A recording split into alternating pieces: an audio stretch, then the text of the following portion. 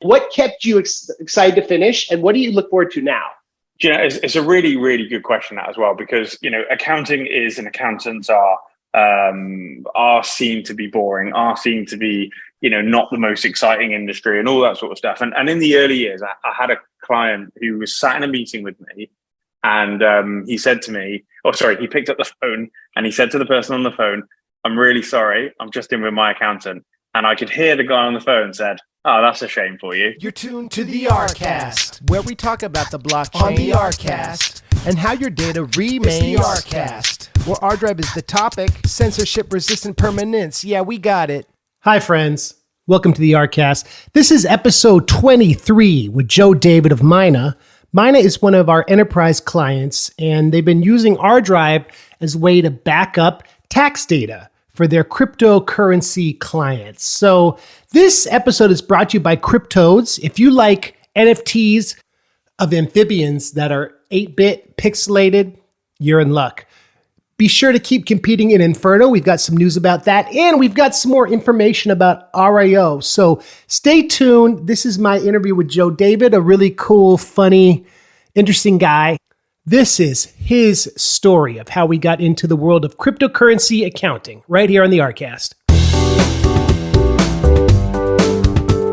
I'm here with Joe David, who I linked with through Myna. ArDrive has been working with them, and he's our first guest who comes from the accounting world. Joe, thank you so much for joining us. How you doing? Yeah, really well. Thanks for having me. And I think we've tried this a couple of times, haven't we? So it's good to finally get on here and get recording this with you. You must love traveling, right? Yeah, it's tough actually, because I've got a young family. So it's not as, you know, it's not, and I had this conversation with a friend recently. It's not as glamorous as it sounds, traveling for business. You know, it sounds all, you know, fancy and whatnot, but especially when you're traveling on your own business expense, you don't get all of those, you know, first class tickets and high flying things. So it's nice to be able to travel to places, but it's definitely not all it's cracked up to be.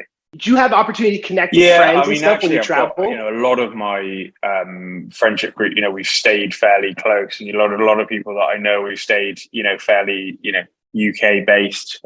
So yeah, it is an opportunity to, you know, to reconnect with certain people. But like I say, I tend to be taking the family around to a lot of places as well, so that I don't get too much trouble with my wife. So yeah, it's not too bad.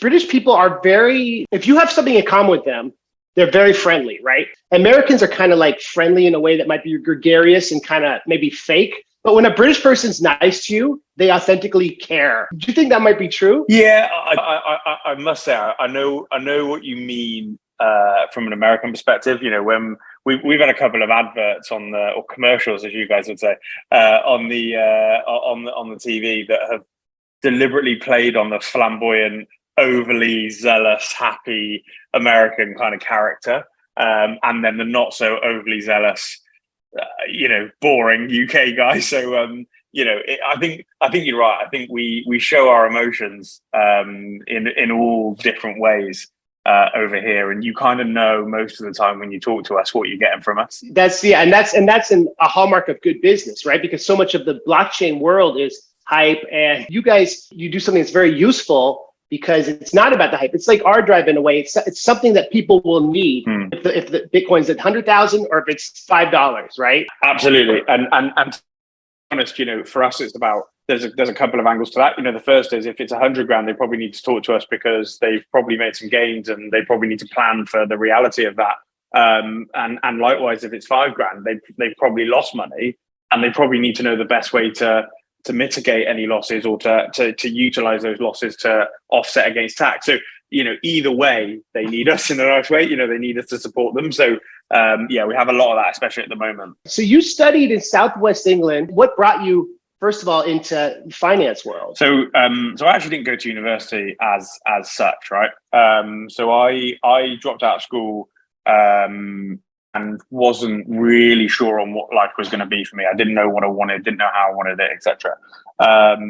I stumbled through a few jobs and eventually stumbled on accounting as a career, and it just genuinely happened to be, I was working in an office, and the CFO at the time of that business said to me, you know, do do you fancy kind of doing a bit more on the finance side, and do you want to kind of qualify, if you like, to be an accountant? So at that time, I had nothing really else in the plan. So it was kind of like, why not? Let's give it a go. Let's see what happens. So I did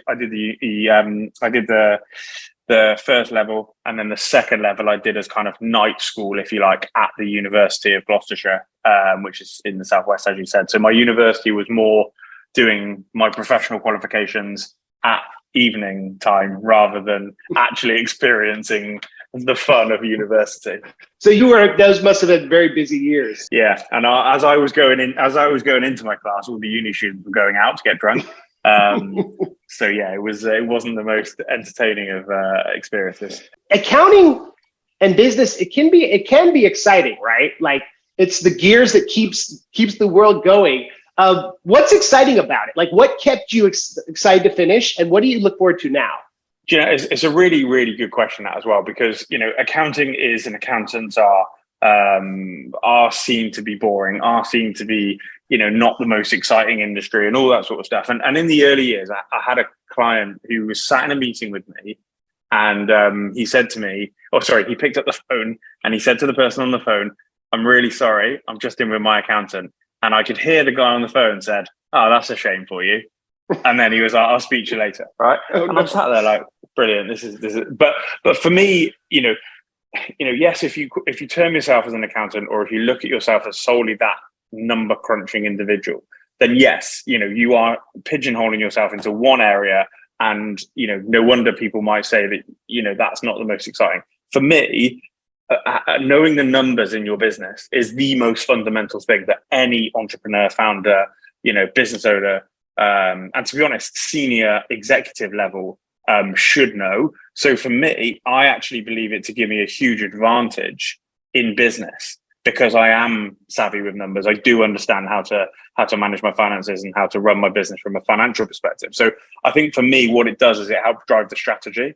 And if you look at it from a strategic level, then actually it's quite exciting, because by knowing the numbers and by knowing how to interpret them and how to use them to make decisions, I can really help, or we as a business can really help businesses, individuals, entrepreneurs, etc., make exciting decisions and grow their business into great things. So I think it's looking at it in a slightly different angle and thinking more on the strategic side of it than just crunching the numbers. That's really interesting. Something that I've learned working in the ArDrive world is that, so in terms of like marketing, engineers, they think good marketing is good documentation, right? Knowing how a program works.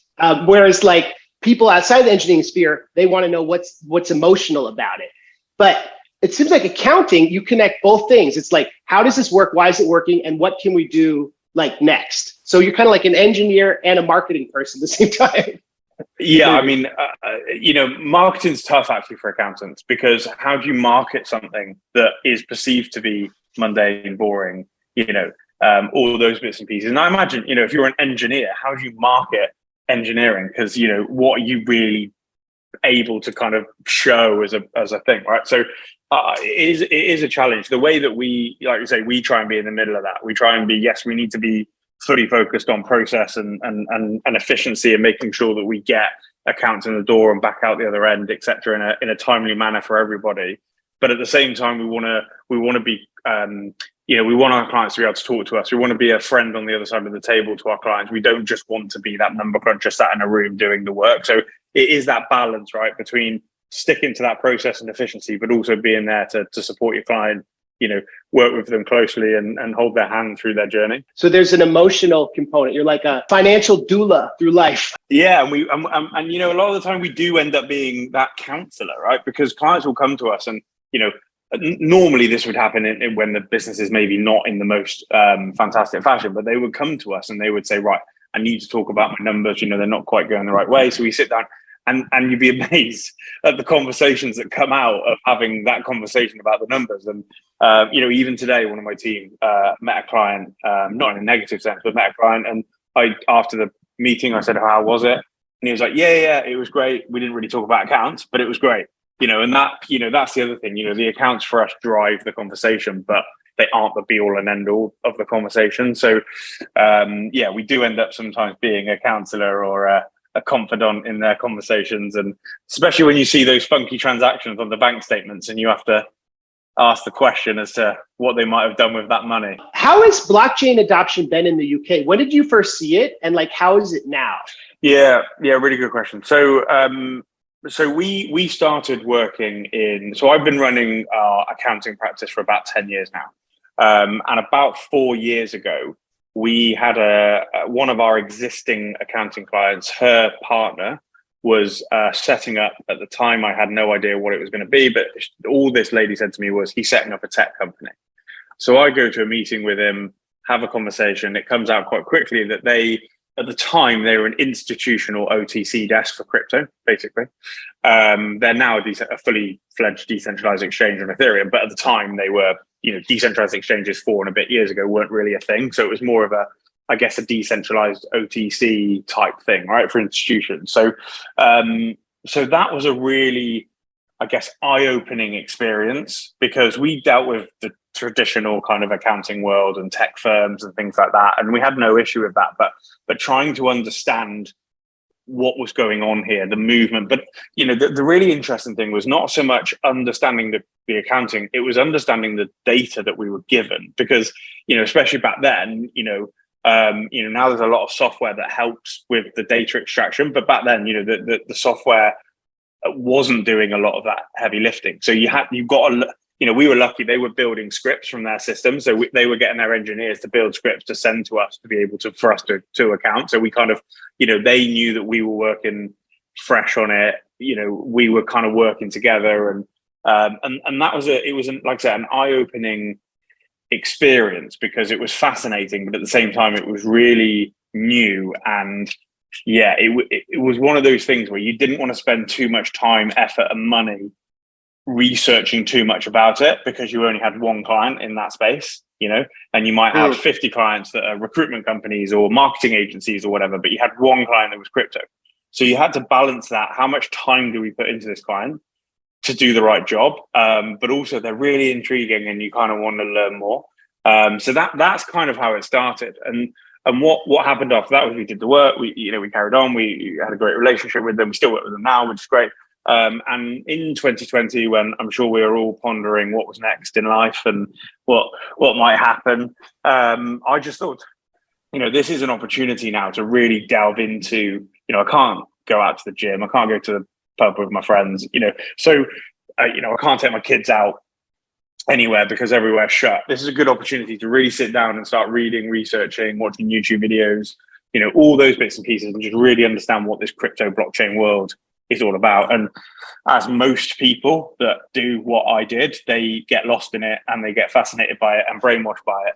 And lo and behold, they want to start a company that is in some way related to it. So we then decided at the end of 2020 to launch a crypto only accounting firm, and that was the birth of Myna. So from that perspective, again, we were running into a market and we had no idea really what the size was in the UK. We're doing a bit of work at the moment, trying to work out market size at the moment. And even now it's really, really difficult because there are so many people that aren't declaring that they have crypto. It's really hard to actually understand. If you want to know how many people have a bank account, easy, because, obviously the banks have to, KYC their customers, and, it's effectively it'd be public available information to know that sort of information. But with blockchain, you don't have to do that. So it's even now it's really hard. So I think the UK want to be a hub for crypto, like they're a hub for financial services. They want to be a hub for crypto. I think they've got a lot of work to do. I think they've got a lot of work on the regulatory side to do, and I think they've got a lot of work on the tax system as well. Because at the moment, it feels a little bit like they're pigeonholing an existing legislation into a brand new world and hoping that it fits, and it doesn't. So, so I think the UK needs to make a decision. Obviously, we're in a bit of a political turmoil is probably the wrong word, but we've got a bit of upheaval. So that it'll be interesting to see what the plan is, going forward. But from the people I talk to, the UK loves crypto. We want to be part of crypto. We want to be a hub for people to come and build and grow and all those sorts of things. So we're saying all the right things. It's just whether we act on those, I guess. That's super interesting, man, that the pandemic gave you this opportunity to dive in. And that's a similar story with a lot of people we have on ArCast. And where does the name Myna come from? So there's actually a meaning to it. So when we were, our business Nephos is, so nephologists are, it's a Greek word, and they study clouds and cloud patterns, and they use that data to predict meteorological weather forecast. So not just the weather forecast you see on the telly, but real high level detailed weather patterns and things. So we turned Nephos into, we use cloud data to help our clients predict their future and stuff like that, right? So that was where the Nephos thing came in. So when we then were launching the crypto side, being the marketing genius that I am, I said, well, why don't we just call it Nephos Crypto? It's perfect. What more could we want? And then we spoke to our marketing agency and we were like, what do you think? And they were like, it's the worst thing I've ever heard in my life. Let's try and get something better. So they came up with a few ideas, and one of those was Myna. And Myna, so we've obviously got a big heritage in the UK of having big mining back in the in the day where they had big mines here where people would go in and do a lot of work. And there's a lot of towns in the UK that were synonymous for their mining as a real, it kind of like it's the whole town or village or city or whatever was, that was what they were about and whatnot. So and when people were going into the mine, they would send a canary down first, and if the canary survived, then they knew it was safe to go in. If it didn't, then they knew it wasn't. So the bird on our logo is a canary, and the theory is that we are guiding people through crypto, and we will be their canary. So we will go into that mine with them, type thing, to support them rather than just throwing them in and hoping for the best. So that's the theory behind it. How has it been like with blockchain functionality within your business? Because I know some of your clients were maybe using ArDrive to store some of their data. Does the functionality of it been helpful, or is that like a completely different thing from the accounting side? Yeah, I mean, it is a different thing. I mean, it's a challenge, right? Because in principle, the concept is fantastic, and what we've built together, if you like, the concept of decentralized storage for professional services is fantastic. I think the challenge is getting the clients to move away from Google, which they use all the time, or Microsoft, which they use all the time, or AWS. So that's the biggest challenge: is how do we take a client from one of those big companies where their whole life is interacting with, Apple as another one, and how do we move those from that ease of use, if you like, in everything they do ecosystem and put them onto something like ArDrive, when it's a bit more clunky. And I only say that because little things like Google Drive or OneDrive or whatever will integrate directly in your computer's file system, right? So you don't have to open anything. You can just literally drag and drop it, blah, blah. So it's little things like that trying to get clients to kind of change their mindset is quite challenging. So I think it just needs a little bit of time to really build that concept, because I think the concept is fundamentally really strong, especially for audits from the government, so HMRC here, but like the IRS or whatever, where you guys are. If you can store permanent data, so that then when someone comes along and says, what happened, you can go, here it is. This is exactly what happened at that time because I stored it. I don't see a better solution to that, than it getting accidentally deleted off somewhere, or losing emails or whatever. So I think the concept is great, and I think we just need to make sure that the clients are aware, and I think a bit more education around how that works is the thought process for me. Who are some of your favorite economists? I'm not an economist, right? I'm not somebody necessarily that follows economists as a thing. For me, the people I look up to, or the people that I aspire to, are entrepreneurial people. So the people that I love the most are those that want to break existing kind of business models. So you can imagine Elon Musk, Steve Jobs, people like that are coming into an industry and saying, do you know what? We don't care about the fact that everybody is going to say we can't do this. We're going to do it anyway.